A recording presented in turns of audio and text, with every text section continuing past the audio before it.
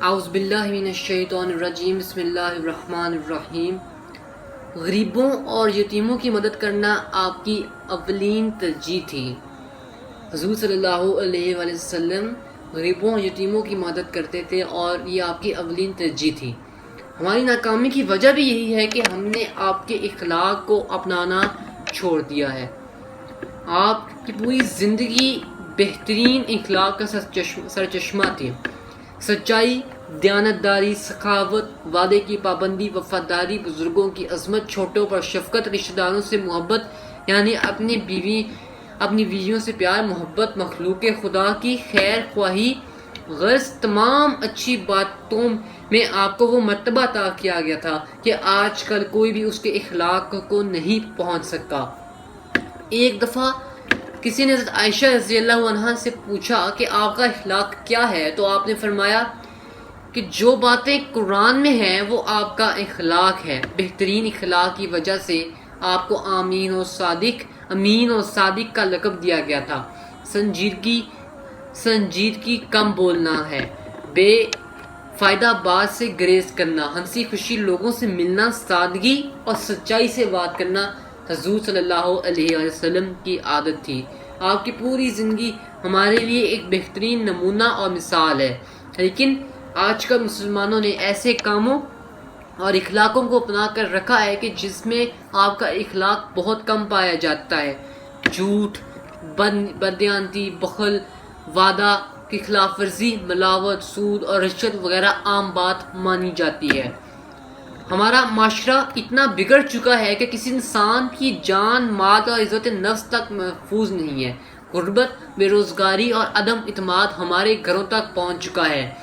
اگر ہم انسانیت کی بات کریں تو اس میں بھی ہمارا معاشرہ وہ کام نہ کر سکا جو آپ کی زندگی میں ہمارے لیے مثال ہے۔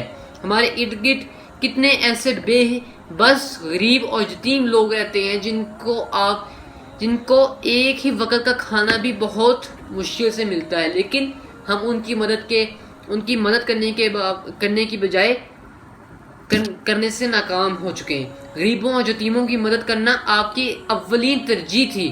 ہماری ناکامی کی وجہ بھی یہی ہے کہ ہم نے آپ کے اخلاق کو اپنانا چھوڑ دیا ہے۔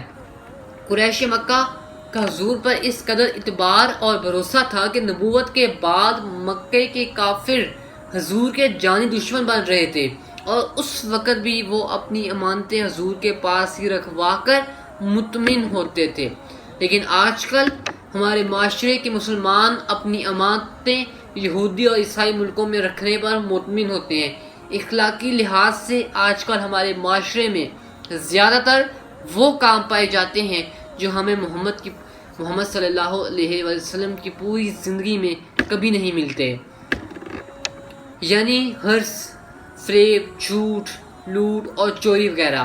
ہم اخلاقی لحاظ سے اتنے گر چکے ہیں کہ ہم سے مغربی معاشرہ بھی بہت بہتر ہے۔ انہوں نے زیادہ تر وہ اخلاق اپنا لیا ہے جو ایک مسلمان کی نشانی ہونی چاہیے۔ موجودہ دور میں ہمارے معاشرے میں بہت سے مسائل کا شکار ہے، اور اس کی ایک وجہ یہ بھی ہو سکتی ہے کہ ہم نے آپ کے اخلاق کو اپنا کر اپنی زندگی میں لانا چھوڑ دیا ہے۔ اس لیے ہمیں چاہیے کہ حضور صلی اللہ علیہ وآلہ وسلم کی زندگی کا مطالعہ کر کے آپ کے اخلاق کو اپنی پوری زندگی میں اپنانے کی کوشش کر لیں، تاکہ ہمارا معاشرہ خوشحال، ترقی یافتہ اور پرامن بنے، اور ہم ایک دوسرے کے ساتھ پیار اور محبت سے جئیں۔